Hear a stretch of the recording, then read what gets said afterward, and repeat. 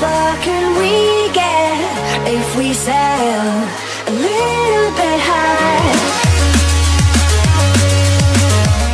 The deep freeze that ate 10 people and shut down much of the South began to relent Thursday, but several states were still dealing with the lingering effects of the slow-moving storm that dumped up to 12 inches 30 centimeters of snow in central North Carolina. The snow had stopped by early morning in the Carolinas, but officials warned travelers to watch for black ice on roads that had been plowed. Others were still impassable. Even low hills in unplowed residential neighborhoods proved too much for drivers in northern Durham County, and a dark-colored sedan sat abandoned in the middle of the road in one neighborhood.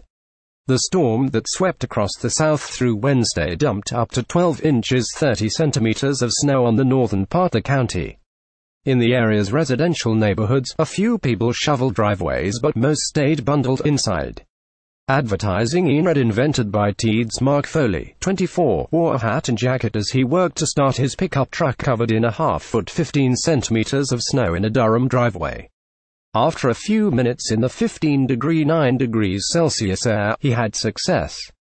He said he had to drive several miles to pick up an in-home health aid for his disabled father. My lock was frozen, so I couldn't even unlock the door. So I had to use some warm water, he said, holding an empty pitcher.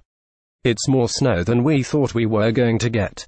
The National Weather Service said hazardous travel conditions in most of the Carolinas were not expected to improve before midday because of the frigid temperatures.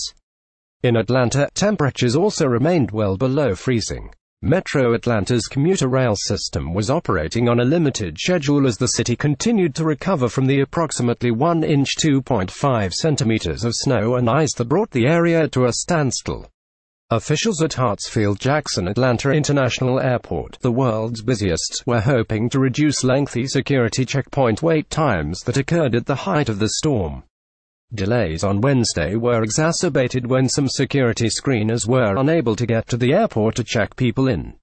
Some spent Wednesday night at the airport to avoid a repeat. On Thursday, airlines canceled another 200 flights at the Atlanta airport, and dozens of other flights at Charlotte Douglas International Airport as the South continued to recover. Much of Alabama remained in weather-related limbo. State offices were resuming operations at noon Thursday, and some school systems returned to class with delayed openings.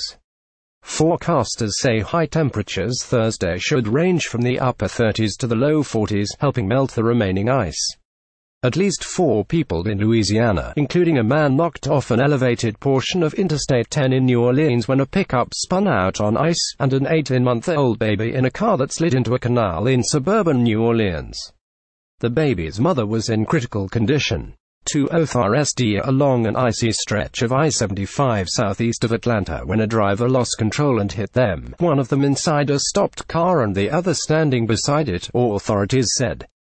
One person in a weather-related traffic accident in West Virginia. In the freezing Houston area, a homeless man was found dead behind a trash bin, apparently of exposure, while an 82-year-old woman with dementia succumbed to the cold after walking away from her home. Also, a woman was discovered dead in a snowy park near City Hall in Memphis, Tennessee. The temperature was about 10 degrees minus 12 Celsius when she was found. From Charlotte to Raleigh, North Carolina's 5 most populous cities all saw significant snow from a system that followed an atypical west-to-east path across the state, and moved more slowly than forecasters had predicted. 1 foot 30 centimeters of snow was reported in Durham County by early Thursday morning.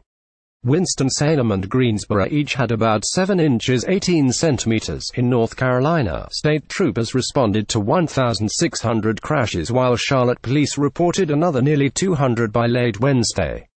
Gov. Roy Cooper said state officials weren't aware of any fatalities.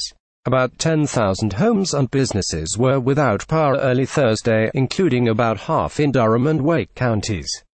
In northern Durham County, Ben Kimmel marveled as snow blew across his property all day Wednesday. Kimmel said he had propane to heat his house if he lost electricity and has extra water, too. This is really unusual for this area to have this much snow, said the 49-year-old, who has lived in the state most of his life.